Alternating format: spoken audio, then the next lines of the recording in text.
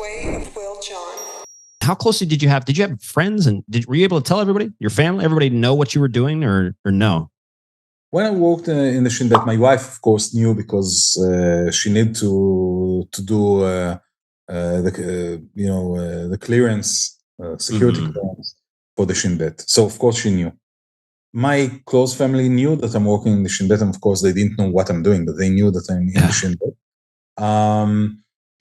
Other people, we were told to say that we're working for some for some governmental office, and they gave us, like, I'll say, code for the governmental office. But in Israel, we don't have many secrets. So I remember one time we were sitting with friends, and they asked me, where do you work? And I said, no, I'm working in this governmental office. Said, okay, Shin Bet, like Secret Service. Why don't you say Secret Service? Why didn't you tell stories? So they knew. They knew that I'm working in the Shin Bet. Oh, wow. Okay. Because I find that also just the toughest thing, I'm sure, for people that are trying to do this, and undercover guys having to say, I work here, when, and I've met over the course of, while playing and playing different places, we meet ambassadors and all these different people. And one of the ambassadors told me, he said, everybody you're meeting, all these people, he said, you've met probably quite a few intelligence officers and spies. And I said, what are you talking about? I'm like, well, he's the ambassador to this person and he's that person. He's like, that's not what they're doing. These young guys, all these young, guys that I'm meeting in their 20s, 30s, 40s, and he's like, that's not what they're doing. And I said, so what? He said, well, many times, he said, the states, they will use these offices as cover for them. And of course, because it's like, you can't just sign up and say, I'm a spy or whatever. So, but, of course, the Israeli Secret Service, the work is less covert. Of course, you work with sources, nobody knows about them. So this, of course, covert. But for me, as when I went to Ramallah, for example, I told people I gave my secret name. I had the secret name in the Shin Bet. My name was Captain 𝗪𝗟𝗡. So I said, I'm Captain 𝗪𝗟𝗡, but they knew that I'm part of the Secret Service. And it was known to everybody. Wow.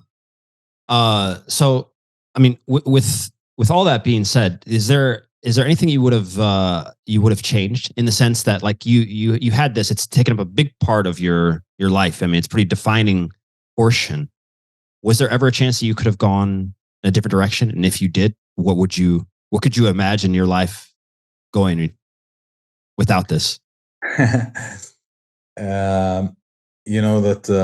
first of all, it wasn't very easy. I saw many hard things during the Second Intifada, terrible terror attacks and stuff. But I remember the night that the Green Prince, the documentary, played in Sundance. They opened the festival, and afterwards HBO made like an event for us after the movie. And I remember that Robert De Niro came again. And I started to laugh, and I told Musa, the Green Prince, I told him, we came, both of us, like two troublemakers from Ramallah. And we sit now in Sundance in an event with Robert De Niro. Like, what are the odds? So I think that, the way I went, especially with the Musa, with the Green Prince, was so unique.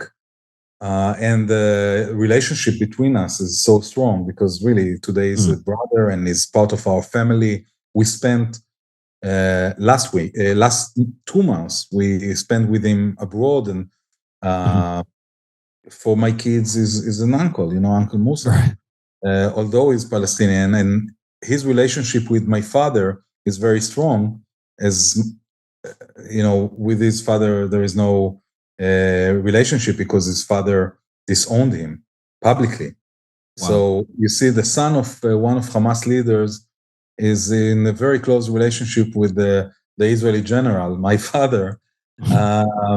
And by the way, my father was number 2 officer in the West Bank during the first Intifada, when his father actually founded Hamas in the West Bank. So I can say my father was fighting his father, and I guess none of them even imagined that their kids will meet and become best friends, almost brothers. This is something I would never give up. Yeah.